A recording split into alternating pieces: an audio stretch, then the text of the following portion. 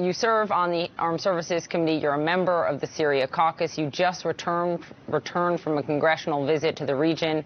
You served, as I said, as an Army Ranger in Afghanistan. Lindsey Graham said overnight, Trump's worst critics should say, "Well done, Mr. President," on the death of Baghdadi. Do you agree? Well, this was undeniably a victory for America. I mean, the Special Operations Forces, the pilots that were involved.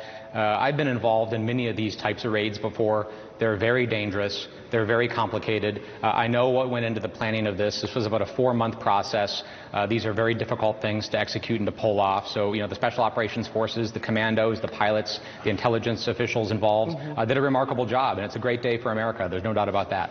We just heard the president a few moments ago criticizing Adam Schiff, your fellow Democrat in Congress, calling him a leaker, as part of the rationale for not alerting him, Nancy Pelosi, the Gang of Eight, etc., before this raid. But some Republicans in Congress were told, Russia was told, not the details, but Russia was told. What is your response to that? Well, I've been concerned for a long time about the president's politicizing of the military. So, he doesn't have an obligation to inform Congress in advance of a mission like this. But the fact that he did inform some members of Congress of his party and not others is very concerning. There are reasons to inform Russia. I mean, the 8 helicopters that went into northern Syria to conduct this mission actually were operating in airspace controlled by Russian and Syrian Air Force personnel. So there had to be some deconfliction, I would imagine, to make that happen and to ensure the safety. So I understand that, but I am concerned about the politicizing of our military. There's no doubt about it.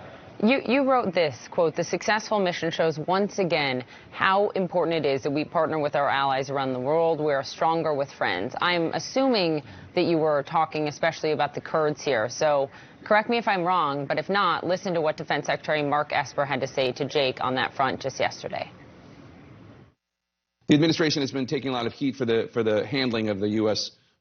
Kurdish allies in northern Syria. Did the Kurds play a role in this operation? I'm not going to discuss who all participated, but we had some help from outside partners. But the U.S. allies, the main U.S. allies in that region are the Kurds. That's right. I'm just not going to get into details right now. Okay. The general of the Kurdish forces, the U.S. allied Kurdish forces, say that they did play a role. Is that? But the SDF have been good partners for the last few years. They were instrumental to us helping destroy the physical caliphate of ISIS. And again, we remain in contact with them on the ground, and they've been helpful in a variety of ways.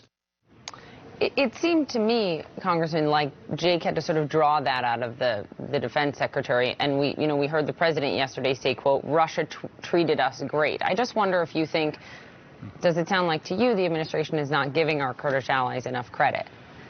Well, the president over the last 3 weeks has been consistently downplaying the role of our Kurdish forces. What is very clear to me is that this mission would not have happened had it not been for Iraqi intelligence, for SDF forces on the ground, for our partners on the ground, human intelligence, basically spies and informants on the ground in northern Syria from the Kurdish forces and others. It's my understanding provided the intelligence that located al-Baghdadi. That's why partners are important. We cannot go into areas of the world like the Middle East and Syria and Afghanistan and other places and get this information on our own. I know, I've tried. It's very hard. We don't have the networks on the ground. People don't trust us walking into villages in the mountains. But they can do it. The local forces can do it. So that's why it's really important. And that's why the last 3 weeks I've been a critic of the president's move, because we have left those folks behind. We've turned our back on them, and we're less safe. Congressman Jason Crow, thank you for being here. And, of course, thank you for your service to this country. Thanks, Poppy.